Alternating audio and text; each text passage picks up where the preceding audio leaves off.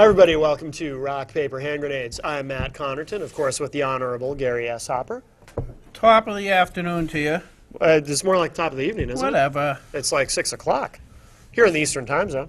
Yeah, so I'm sure somewhere it's afternoon. you're a little cut and picky this evening. I know. I'm just very conscientious about everything I do. That's a first. Anyway, so I was just our guest is Bob Burns is running for executive council. We're having him on the same reason we had somebody else on for we had Chuck Rollercheck on a few weeks ago, and basically I want to kind of go over what executive councilors do, because it's one of those positions on the ballot. People go, yeah, I guess so. Yeah. Whatever that is. I never knew what they did. Yes, I still don't. No. That's why Chuck explained it, but yeah. I wasn't listening. Paying attention. Yeah, No. so. If he had brought steaks from his business, I think Yes. I would have paid attention. Yes, the did not protein. do that. The protein Yeah, it helps. helps. It, gets the brain going. Exactly. Yeah. But anyway, it's just explaining the. He didn't bring anything either. He didn't bring it. So I guess we're done for tonight. Yeah. So anyway, I was explaining to our guests that this is a what is it again? Hand grenade? Yeah, I know that. It's a hand grenade. It's basically referred to the baseball type hand Oh, grenade. yes. But it's the humane hand grenade. Yes. Is that because of less shrapnel? No, it's because they have morons that are politicians that decide these things. It was the World War II hand grenade was the one that everybody Pineapple? pineapple type one, and the Geneva Convention decided those were inhumane. So they developed the one that looks like a lemon, and then this one after this. Now this one is theoretically more humane, but as time went on, the explosives that actually propel the shrapnel are actually better than the original one. But it's just it's the insanity of calling a hand grenade humane is just. Well, but the pineapple one is dangerous for people who are allergic to pineapple. Oh yeah, okay, maybe that was it. That's probably what they were Whereas thinking. who the yeah. heck is allergic to baseball? Exactly. Nobody, really. Really? Yeah. Yeah. But anyway, so that was going on. What else happened today? Oh, the other day, Madonna said that she was going to take her clothes off if Obama won. Mm-hmm. So I'm going to do the same thing. If Obama wins, I'll take my clothes off. Where? Here? No. Oh, I wouldn't do that to you, man. I like you. All right, good. But anyway, I just thought it was fair. She's going to do it, and people, if I do it, that'll kind of counterbalance. Right, yeah. There'll be people say, oh, I want to see her take her clothes off. Then they say, well, I don't know. It's not worth it if Gary does it. Yeah, it provides some equal. It's kind of like mutually assured destruction. Yeah, in it's the like Cold War. basically it's an atomic type Yes, attack good. kind of thing Good. going on. Uh-huh. What else did she say? You could tell. I was watching it. You should watch the video, or not right now, but you should watch the video of her. I think it was September 24th down in D.C. So it was like Tuesday or Wednesday. It was during a show, right? It was during one of her performances, and she's saying, she said a lot of expletives that I can't say on TV. Mm-hmm. She has a potty mouth, that Madonna. She wicked bad, wicked. And so anyway, she said that for better or worse, which is not necessarily a positive way to phrase it, for better or worse, we have a black Muslim in the White House, and what a great thing that is to have. And I just thought that was bizarre. Very bizarre. I don't know where she. I think she's either off her rocker or she's part of the right-wing conspiracy now. Maybe. She switched sides. Could be. So, Or she just wanted to be shocking. You know how that Madonna is. No, she wouldn't do that. She's a really genteel. You think so? No. I'm sure she is in I person. don't really think that. I'm sure she's very pleasant. So, Mr. Burns, Yes. you are running for executive council. Would you please give the viewers an idea of what an executive councilman actually does? Because a lot of people I know fill out that ballot every 2 years. They fill out executive councilman or sheriff, and we had Jim Hardy on talking about what the sheriff does, and probably have no clue what an executive counselor is. Yeah. The best way to describe it is that the council, and call it, if you call it the governor's executive council, I think it's a little bit easier for people to understand. You have a 5-person board, which essentially approves everything the governor does as far as appointments go, Right. to whether it be judicial appointments or whether it be the heads of departments, plus every contract over $10,000 that the legislature, they approve the contracts and where the money goes. They don't approve the contracts, but they come up with a budget and where the money's going to go, and Yeah. and at the end of the day, all the contracts have to be approved by the council. Right. So there's not a lot, with the exception of legislation, there's not a lot that the council doesn't get involved in. Right. So they're really kind of there as a checks and balance to the governor. Yeah, the executive council, I think the genesis of it was they didn't want to end up like they were so offended by things that went on in Europe and in England that they didn't even trust a governor, even though it had a legislature as a counterbalance and a judiciary as a counterbalance. They added another level of counterbalance to the governor to keep.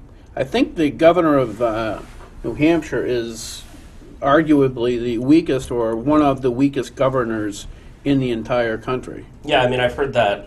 I've heard that a lot, and really it's because you look at other states and commissioners and stuff. They kind of serve at the pleasure of the governor. Right. And we don't have that in New Hampshire. And honestly, once you put a commissioner there, it's pretty tough to get rid of them, as we've seen recently with the liquor commissioners. Right. Yeah. So you want to run for executive council. What are your specific qualifications that you think you bring to that? Well, I think that I come at this with a little bit more of a unique background, especially compared to my opponent. I have a kind of a technical background. I have a background in business. I have a business management degree. I worked in various industries, including the food industry, like my opponent has. But I also work in pharmaceutical. That was your old opponent, right? Not the Well, no, the new opponent is. The new one is wow. So yeah, it's like the food industry. Yeah, I know. He. Why aren't we getting any free food out of this? If everybody, I know. I'm getting upset. Yes, well, I'm getting hungry is what I'm getting, and so I'm getting upset too. My new opponent, he claims to be the vice president of an ice cream shop. Claims to be? Well, it's fourth generation in his family, and he apparently manages the ice cream part. What ice cream park? Where's that? It's Puritan. Okay. So his family owns the Puritan? Owns the Puritan, Oh, and okay. he says he's the vice president of Puritan Confectionery, which is the ice cream little annex in the front. Okay. I've worked in the food industry before. I've never heard of anybody being vice president of an ice cream shop before. I mean, it's, some people might say that's a negative attack, but I think it's pretty fair. He's put it out there. Right. Yeah. No, I like, I was, last week we talked about some of the attacks on Republicans this primary? Some of the Republican attacks on there's been quite a few that were really unfair. I was talking specifically about one of a guest we have had at least once was Mike McCarthy down in Nashua, and somebody spent a boatload of money on this, and they basically called him a tax and spend liberal Republican, and they had the communist fist up there and a picture of Nancy Pelosi and Obama next to him. Yeah. And it's completely untrue. It is absolutely untrue. The guy is as conservative as the day is long. The only exception to that from the platform that I think he actually deviates from, because he's good on the Second Amendment. I'm sure he voted for the budget and everything else. The 11% reduction in spending on the state level. So he's not a tax and spend guy. He's voted against all these taxes. The one thing he deviated was right to work. Right. So an attack ad that said Mike McCarthy voted against right to work legislation that we believe would have done A, B, C, and D would have been legit. But this they didn't even say what he did wrong. They just it was insane. So no, if somebody says takes a position or says something and you disagree with it, that's not an attack ad. Right. That's the facts. That's the facts, Jacks. No, and I think that what I'm doing is I clearly can, show a record, and I've built my own business from scratch. What kind of business was it? It's pharmaceutical manufacturing equipment. Okay. I'm a reseller for a few companies from Europe, and also we're manufacturing our own products here now in the United States. Yeah.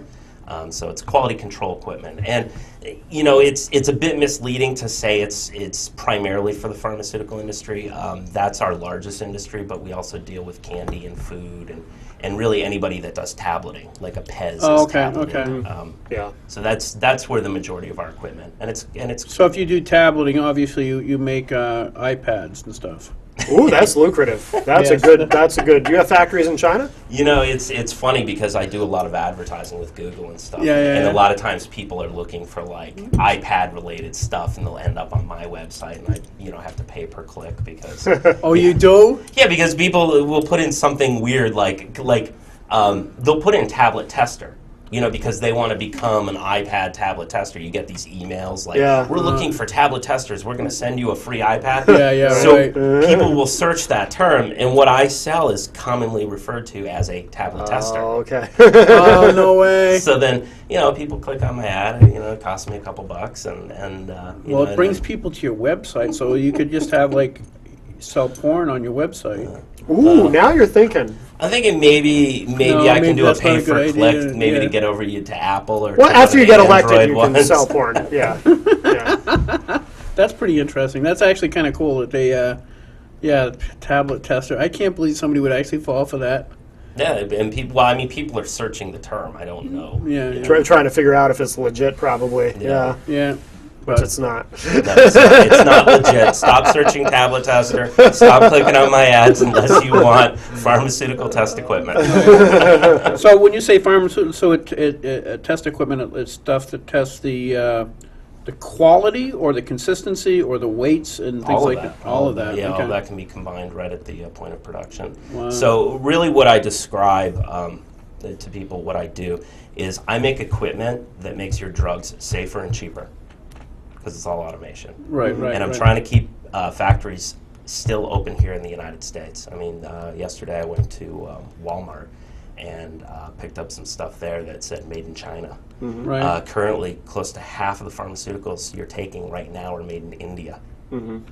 Personally, I wouldn't. Whoa. We were told, and Washington, D.C. wouldn't lie to me. No. They're paid with our tax dollars, to be honest. Yes, exactly. We were told that there are no pharmaceuticals, there is no competition in the pharmaceutical industry, and therefore we couldn't possibly get any medicine from India. Oh, you're getting medicine from India. I mean, the pharmaceutical manufacturing industry in the United States is being decimated by the federal government. The FDA is doing it. They're not inspecting plants in India. They're overly inspecting plants in the United States and shutting people So down. is for it minor possible? infractions. I know this is a wicked reach. I'm just going to throw this out there. It obviously can't have any validity. Sure. Is it possible that somebody got some money from political candidates? Got some money from India?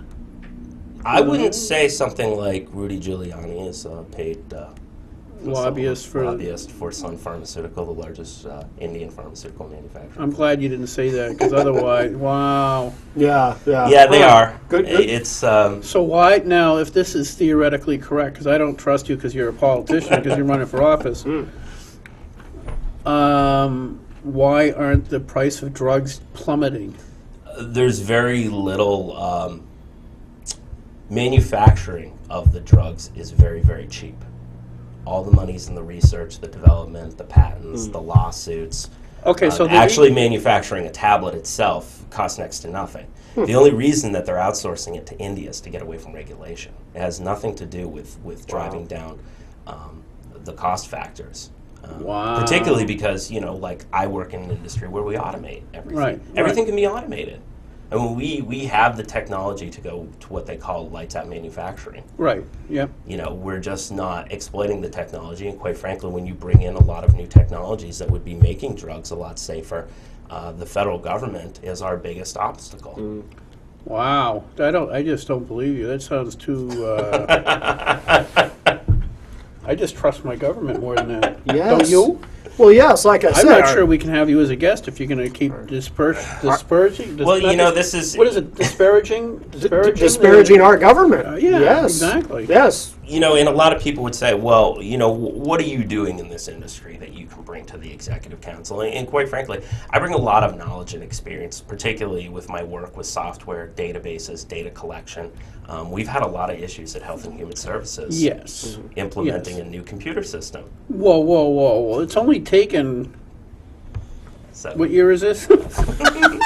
I think they started doing that when I was a freshman legislator in 2000, maybe. right. And Yeah. obviously, you know, the executive counselors, they're not in there every day, you know, working side by side with these people. But, you know, when they just had, they had what, another $10 million or $8 million or something like that approved to add a new kind of widget to the system, a new, because they had to make some changes on the billing system. Right. So when these people come before the council, you know, I think that I have more of a technological background, know about, you know, software and databases. And So really the where proverbial problems are. blowing smoke would not be as likely. Right. Is not likely. Now, one thing I wanted to talk to you about was, is the, well, what the heck is her name? Griffin. Is it Mary Griffin was the executive counselor who said that quite a few years ago? I think it was her. I probably got the name wrong. But she fundamentally said it was when the Speaker of the House, Gene Chandler, was being taken over the coals because he had taken all this money in what's called the cornrows, where you take money in and use it for his own private Right. spending, like, for instance, laundry and stuff like that. And I think it was one of the executive counselors that said, well, yes, I get a lot of money, but what I do with it's none of your damn business. Wow. Oh, it's wicked bad. Wow. Yeah, right. Are you know, what are you going to do about some of the stuff that's going on there like that? Well, I think one of where the council's kind of been lacking is that there hasn't been, particularly what happened at the Department of Economic Security, Yep. and even what's happening here with the liquor commissioners, is that you don't hear the counselors going out there and saying, hey, you need to come before us, we need to find out where these problems are, you know, particularly because they have to look into the future, because they're either going to reappoint these guys or they're going to appoint new people. Obviously, Reardon's not getting reappointed to anything ever again. Yeah, don't I wouldn't worry. I wouldn't necessarily presume that. But Yeah, well, it's, you know, I've and seen it- some weird stuff going up there. So. and I think it was unfortunate because you heard a lot of counselors that said, you know, oh, we shouldn't prosecute her, you know, she's such a great person. And really it was Dave Wheeler, Counselor Wheeler was the guy on the ball saying, no, what she did was criminal, it's awful. I mean, she's the person who's supposed to be making sure that people aren't stealing unemployment, and she's stealing unemployment for her daughter. Right. And I think that you need to hear that more on the council. I think that the council needs to take more of a public role. And one of the things that I would like to push, and obviously I can't do it myself, it has to be a legislator, but I think that department heads should only be there for 2 years. I mean, I think it makes no sense. And people say, well, you know, what about the knowledge that you lose in that department head or what have you? Well, you know, we're changing the executive counselors could change every 2 years. The governor could change every 2 years. But even when John Lynch came in, he didn't change every department head that he could. Because if you do have good department heads and they're doing a good job, you're going to keep them. Right. I think one of the things we've been trying to do in the legislature, and it could be along the same lines, is that judges should be reassessed every 5 years. Because right now they just it's for life, and so once they've passed that first hurdle, they're getting away with murder. Right. And it's not all the judges. There's a lot of really good judges, but all you need is a couple that just destroys people's trust in the system. Right. And it's the same thing. I know that on my second term, because I absolutely agree with you, the all-boy network that goes on up there and the reappointments of people as department heads because they've buttered the right bread and stuff like that is insane.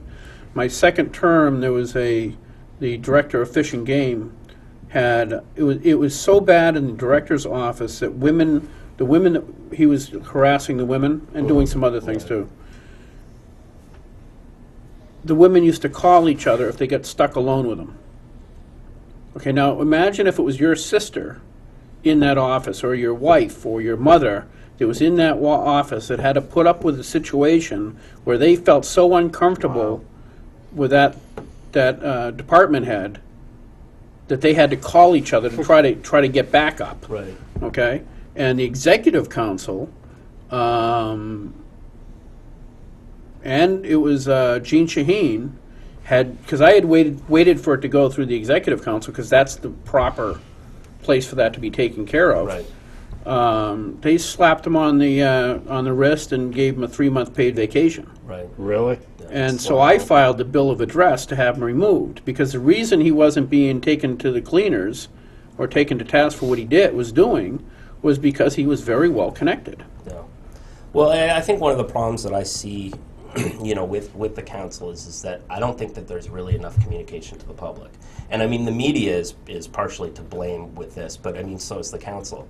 I mean, with this, what's going on in the Liquor Commission right now, the council could be taking the lead on that. Yes, it should be. And it should be the council. It shouldn't be the Speaker of the House. No, What is that? What's going on there? Oh, well, bootlegging, $300,000 in wine missing. Really? It was an accident. I'd like to know what the bootlegging actually is all about. I'm really interested in that. I want to know who's bootlegging. Right. Yeah, but that was just like an accident. Yeah. Yeah. Was it Wow. $100,000, 300 cases of wine disappeared from Portsmouth Right. liquor store. But this is now Speaker O'Brien has this kind of like panel of inquiry, and they have a list Death of panel. Yeah. Oh, good. Yes. Yeah. Yes. They have kind of a list of all sorts of allegations and things, and the bootlegging is the one that really kind of caught my eye. So- Yeah, Wow. and that is really not the role of the Speaker of the House. No, I It really isn't. agree. No, where we deal with legislation and budgets, and the executive council and governor should be policing those offices, not the legislature. and I think that the council should have more of a reactionary kind of like ability to remove commissioners that they I see. believe they do. Well, only if they've done something illegal. I know that a bill of address, which is legislative, is all you have to prove is that somebody has become a liability to Yeah. the state. But that's a bill of address. But an executive counselor, if they were actually watching the ball, or the hand grenade, because that's like a ball. Yeah. That one is. Yeah. It's like a So baseball. Yeah. if they're watching the ball, they could easily approach one of the legislators and says, well, we're trying to do this. Oh, that's true. You know what I mean? It should be, they're the ones who should be accountable and be paying attention to where our money's going, because that's what their job is. Right. No, I totally agree. And, that being said, I think as being a counselor as well, I would take more of a lead on this sort of thing. And I would communicate with the press more, because I think that there needs to be more transparency. People need to hear about this stuff. People need to know who their counselor is. People need to know what they do. And quite frankly, like the case that you brought up, so do all the public employees. Because I wonder how many of these public employees really know that, hey, I should be out talking to my counselor about the problems that I'm having with, my boss at Fish and Game, and I want to be that type of counselor that public employees can come up to me and say, hey, there's these problems, within, Department of Economic Security. We have these problems within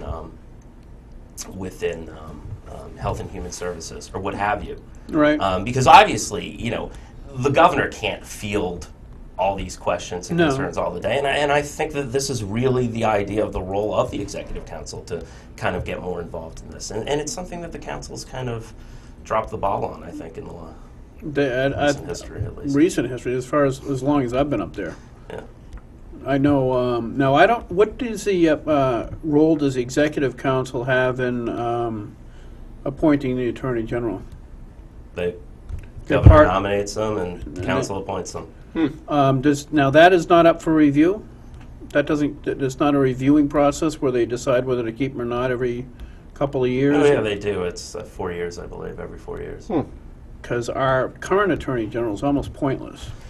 Yeah, he's. I think he has another 2 years though, because Kelly Ayotte was reappointed right before she decided to run for Senate. So Yes. he was a spot filler for her. So that would be 4 years after whenever she was reappointed, and that was right before her Senate run. Right. So. Yeah, I don't know. He's got But to I'll give you a couple of examples. The or at least one was you're familiar with the FRM, Yep. and on the FRM testimony, the Attorney General's office went up to the committee and testified. On one hand, they said, and only lawyers can say this stuff with a straight face. It's mind-boggling to me, but they said that the Attorney General did exactly what, under the law, what it was supposed to do as far as the investigation to FRM. They were supposed to take that information and hand it directly over to the banking commissioner. Okay? And then about, I don't know what the time frame was, say 15 minutes later, they said that they probably could do a more effective job if they had more money. Right. Okay, one of those two statements is untrue. Either they did exactly what they're supposed to do, or if they had more money, they could do what they exactly had to do. You know, there's a lot of. I don't want to get myself into too much trouble going back into FRM, but you know, I think that when you did look at a lot of things going on in the Attorney General's office,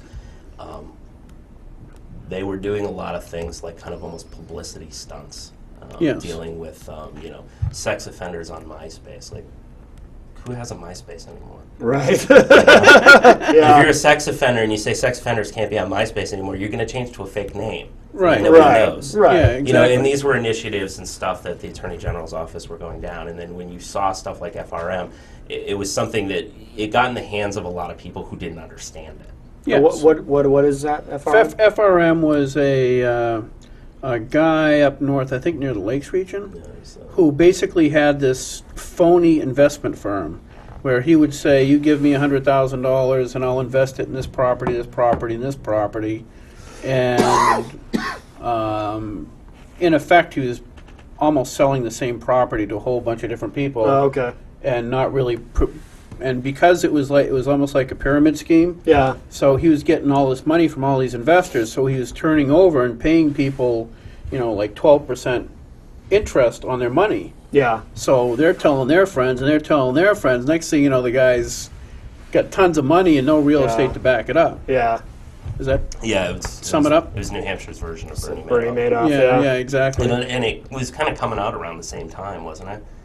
I mean, I think it was after. But Was it yeah. after? Yeah, I think so. But I mean, still, everybody was kind of obsessed with Yeah, it. it was pretty horrible. And I knew some people. A friend of mine was a pastor, and he had taken basically his retirement and put it in there because a very good friend of his told him how much money he was making. And, Yeah. Yeah. Oh, It's it's like- terrible. you know, it really affects real people. Right. You know, I don't know anybody with that kind of money, but Me neither. were you?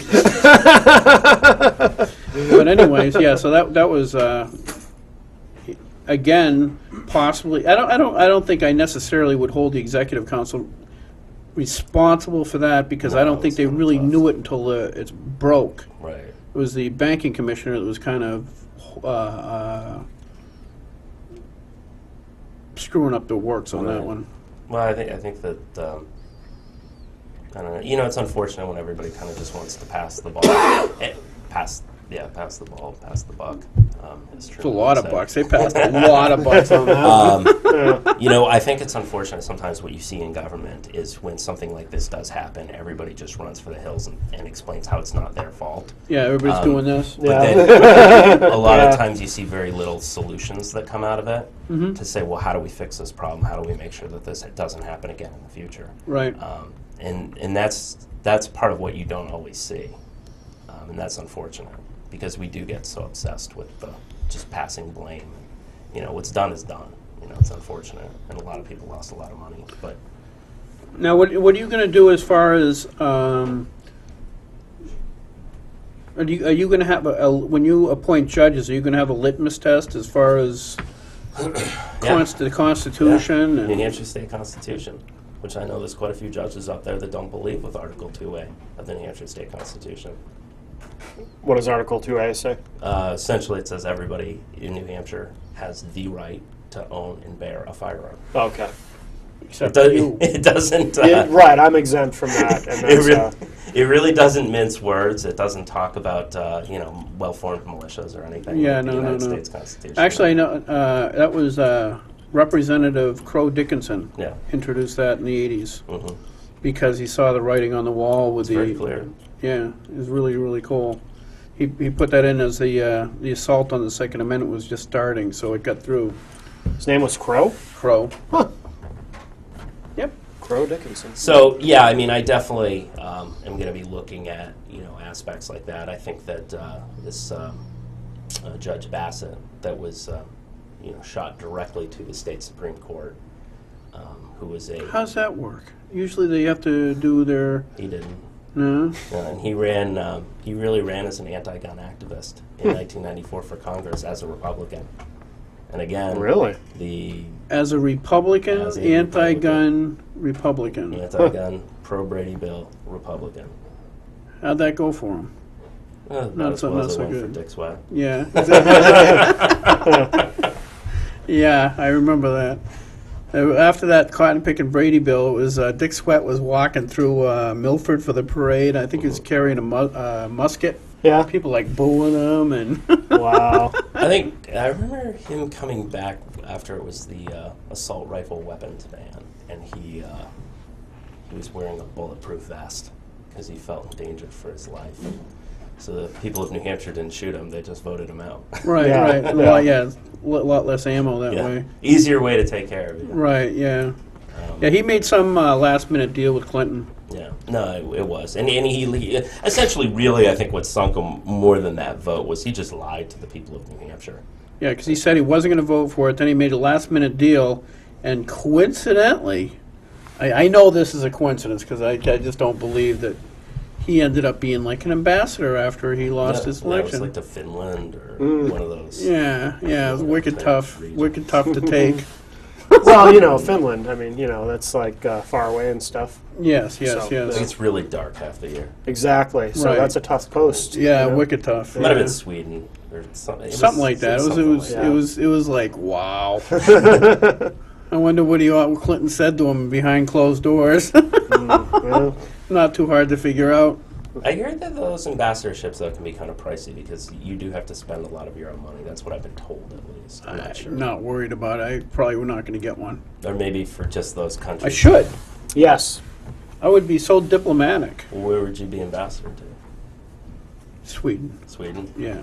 You wouldn't be able to bring that with you, probably. No, Sweden's wicked cool. That's why I want to go to Sweden. Right. They have, I think every citizen has pretty much a Steyr, I think Steyr AUG it's called. It's like not an AR-15, but it's actually smaller, I think, as far than an AR-15. They all have them? Yeah, they all What are have them. issued So by that's the not government? Switzerland? Switzerland. Oh yeah, yeah. Oh, yeah. See, you're going to end up in the wrong country if you're not careful. Then you're going to be like, oh. Yeah, Switzerland's better. Chocolate and guns. Yeah, Yeah. Everybody has to join the military. It's Right. mandatory. So basically, everybody's in the military, so they all have guns. Yeah. Yeah, the reason Switzerland is so safe from outside attack is because it's up in the hills and everybody's got guns, so Yep. not too smart to attack it. No. No. But anyway, so what other things you want to do as executive counselor? Well, I think you touched on judges, and I think that other aspects have been. I don't think that we've seen really good public vetting of the judges. I've heard that there's kind of like a lot of backroom vetting, but I think that more tough questions need to be asked. I know that we have a lot of issues in our family courts. A wicked lot of issues. So, and that's definitely something that I'd like to address and examine more. We all hear the horror stories about, kids being used as pawns, and these, a lot of these judges up there get taken in hook, line, and sinker. Right. And really, all they do at the end of the day is that they end up draining two families' bank accounts. Mm-hmm. Oh yeah. It's one of the things that has caused probably more harm to this state and every state in the union is the breakdown of the family. Yeah. And since the onset of no-fault divorce in the 70s, or late 60s, early 70s, the divorce is just destroying children. Yeah. And you're right, they use them as pawns, you know. I mean, how many people, I've met quite a few people who've had restraining orders taken out on them just because the ex knows they can. Right. No, and quite frankly, a lot of, you know, it's just, and it's just a system that kind of feeds itself, you know, because you have these, not called victim advocates. What are they called in the courts? Child, you know, watchers, or you know, and then. Oh, you're not talking about the. I'm just saying, Like guardian ad litem? Is that- guardians, and Yeah. I mean, we're just setting up an industry that's feeding itself. Right. You know, and anytime that you set up an industry to feed itself, it wants to grow. Right. So I mean, here's an industry that grows on divorce. Yeah. That's not a good industry to have. No, it isn't. In the 80s, one of the things we have guardian ad litems, and I think we used to have them, but there was so few divorces that it wasn't a big deal in the 60s. And now divorce is so huge that you're right. I mean, there's so many people making money off of divorce. And I don't know how many hundreds of millions or billion-dollar industry it is in New Hampshire, but it's huge. Yeah. But ultimately, it's bad for the economy. It's bad for the environment. You got two houses going, and you know, It's bad for the, and the bad for education. Children are losing Devas- out on school time. They're getting Right. moved around. a well, lot. that's It's one of the just, you know, ones where I tend to part company with a lot of my Republican friends, because my Republican friends tend to blame a lot of the educational problems on the teachers and the school systems. And to me, that's not where the problems are. The problems are in the family and the breakdown of the family, where I think in some cases you would be better off, instead of hiring teachers to teach our children, we're better off hiring psychologists. Just because the kids are so dysfunctional by the time they get to school, how can they learn anything? Yeah, I think they're definitely. Yeah, I mean, I don't think that there's the silver bullet or something out there is that you can just blame the teachers. I think that yeah, sure, we have problems here. We have problems in the Manchester school system. You know, we have problems because, you know, we have too many refugees and too many different languages that these teachers have to deal with. I mean, these aren't the same issues that teachers had to deal with 50 years ago. No. Not on No, this because level. the Irish, when they came over, you just give them like a potato and a beer or something, and they'd be good. You know what I mean? Oh, yeah. They said, learn English, finally. Come on, guys. Yeah. So they said, fine, we'll give up our Gaelic. Yeah. Scottish, the Scottish, we gave up our language a long time ago. You did? Yeah. Well, they did a survey in Scotland. It was Well, kind you of you didn't see that movie then, did you? Braveheart. Yeah. I thought he did pretty good. I thought so, too. But he didn't speak English when he was doing the movie. Yeah, he actually Yeah. didn't. Well, you lost it, didn't you? Yeah, I know. I was thinking of Mel Gibson for a second in that scene where he's riding with the horse. Yeah. He's got the blue face and all Yeah, that. yeah. Yeah, how come he did that one in English and didn't do it in Scottish like he did? You know, he made those other two movies that he did try to do them all historically accurate. And Oh, really? Passion of the Christ, remember? They used like an ancient Sumerian language or something. Yeah, I don't know. What is the actual native language of Scotland? If it was, Scottish.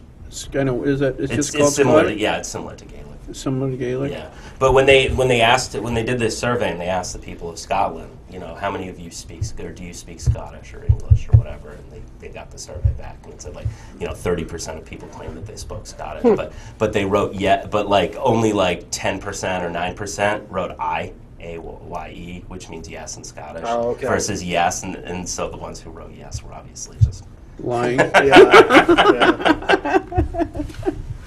Everybody kind of wants to claim that they have that sort of Yeah, we have what rotten cotton picking horrible thing I did to one of the guys up at the State House years ago, and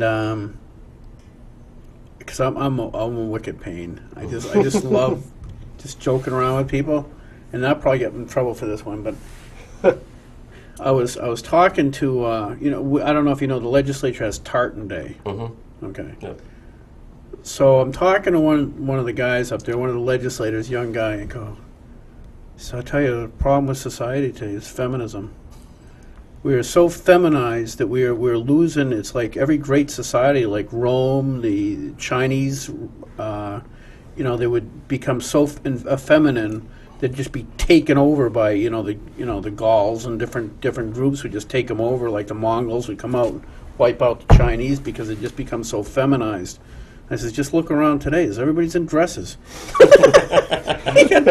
And I always say stuff like that to people just to try to get, to joke around. Oh, is he mad? Really? He got wicked mad. Really? Yeah. What do you do when that happens? I still feel guilty. What? Well, that happens a lot too, right? So what do you do when that happens? I just laugh and walk away. Really? You don't say, No, I'm sorry, I was only kidding. You just laugh and No. It's walk too in. funny to ruin a it. few moments Yeah. like that. Yeah. I think getting back to the council, one of the last. Oh yeah, you want to get back to that? Well, whatever. All right. We have to. Well, you gave me some time. So Yes, I thought go about kind of Yeah, go ahead. One I'm of the other just issues being a jerk. that I've been focusing on is contracts and actually using like more technology and stuff to research contracts. What do you mean research contracts? In other Well, words, I mean, we have just a huge number of like contracts, whether it's like leases. Yes. And just like everything, because we have a huge number of contracts and because we look at a fairly low dollar amount of $10,000 when you're talking about a $5 billion budget. Right. There's just a lot of information there. And currently, these executive counselors are getting a giant stack of paper and they're just kind of thumbing through these contracts where using more technology and more research and getting everything electronic and being able to have these contracts in searchable forms allows you to find a lot of stuff in there, like particularly because of the internet. It's very easy now to get a piece of property and say, okay, we're renting this for $15 a square foot.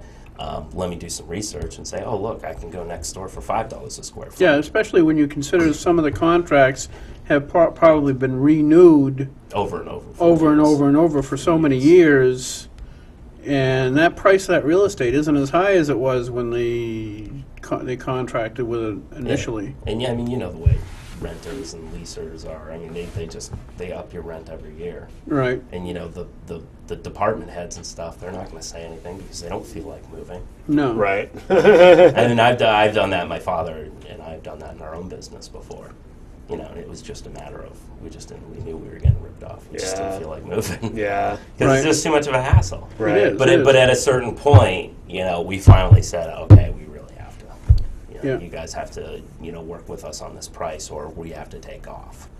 And then it's like 50-50 because that guy, the landlord, I mean, he knows that you could be bluffing. Right. Yes, Yeah. And he's always got to kind of follow through his bluffs too. But, Yeah. Right. So you have to negotiate.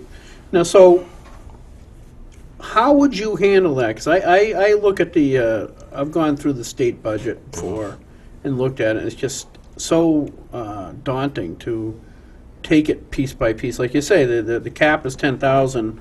So you're looking at any agreement that's above, $10,000. I think with a lot of Is it possible? It's just an idea.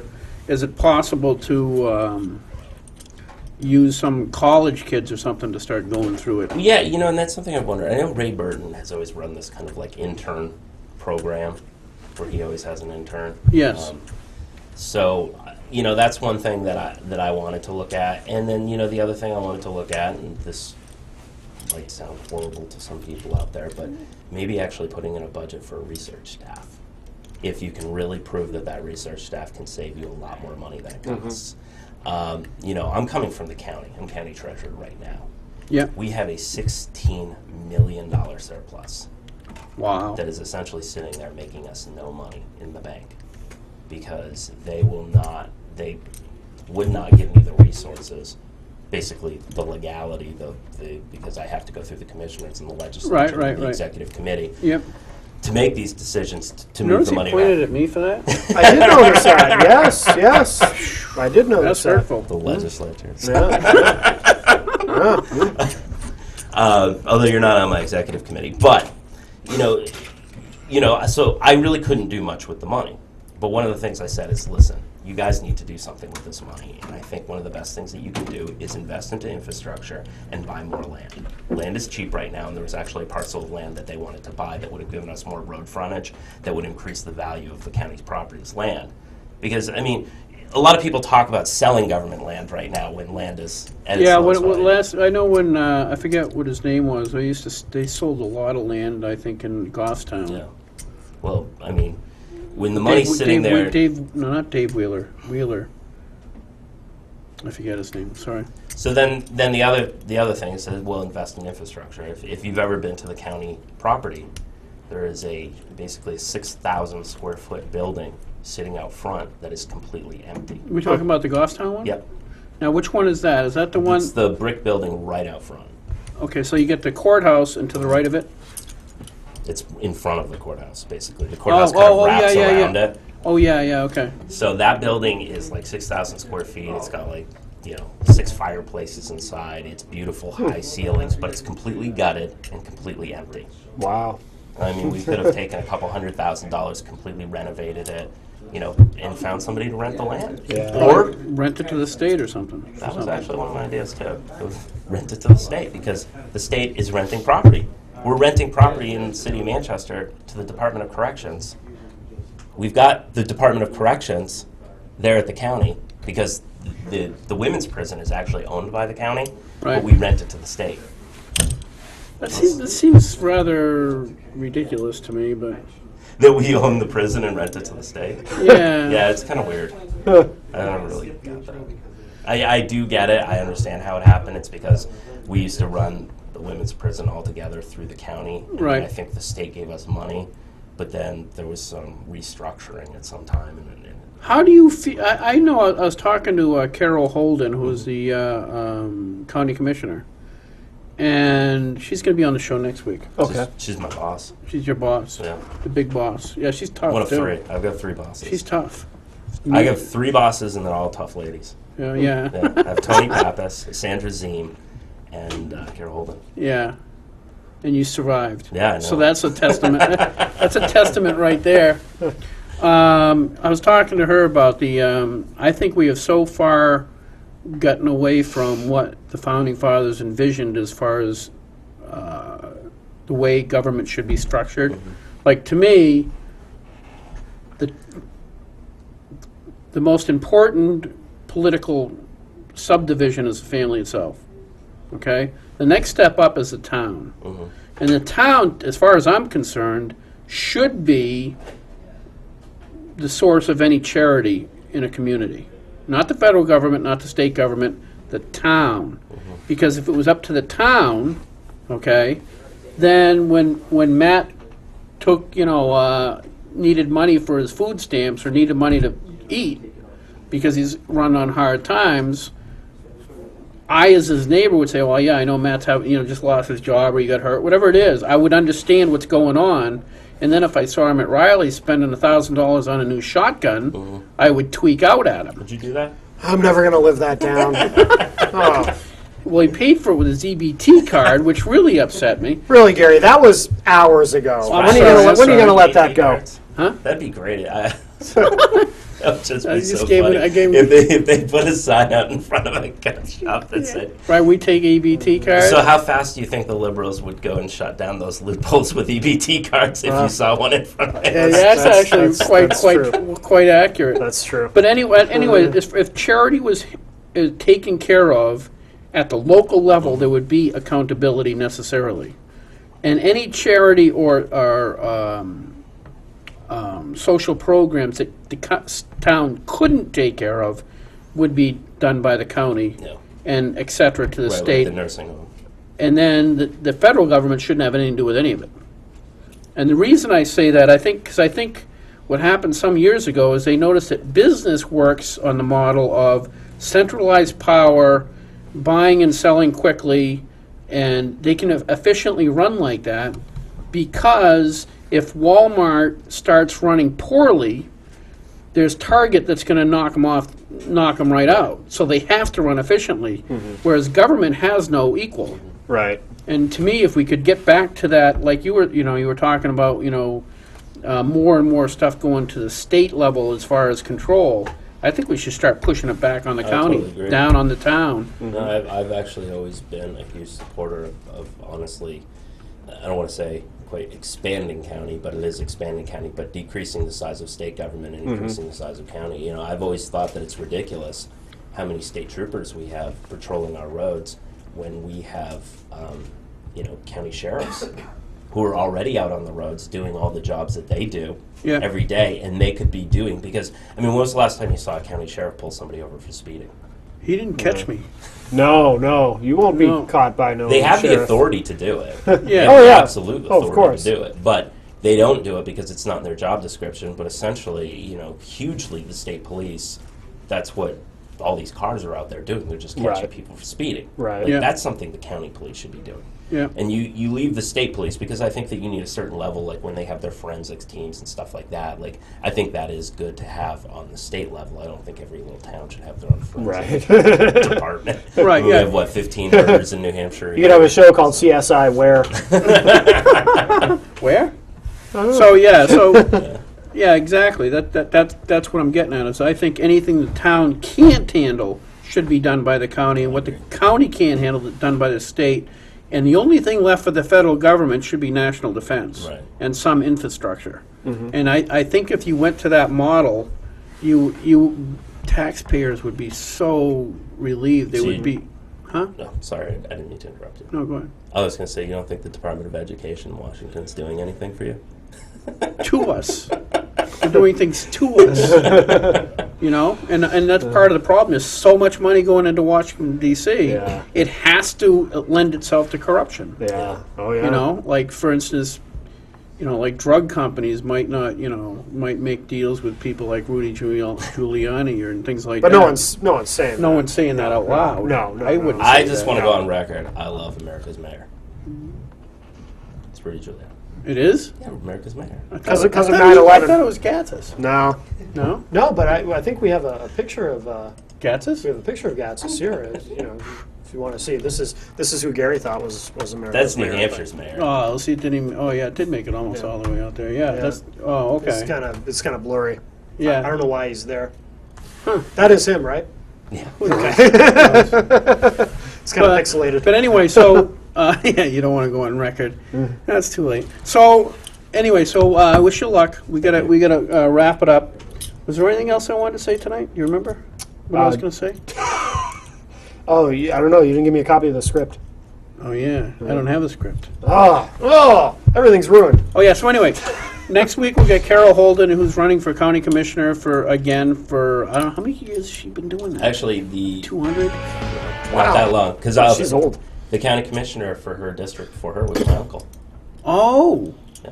Okay. So she actually replaced my uncle. So you're saying you're a political insider? Yeah, I'm a political insider on the. My first job was on the county farm. I took care of dogs and pigs. Oh, I thought you meant you were in jail. No, No. there's a little piggery out back. We had No. a few dogs back there. I wasn't actually working for the county. I just worked.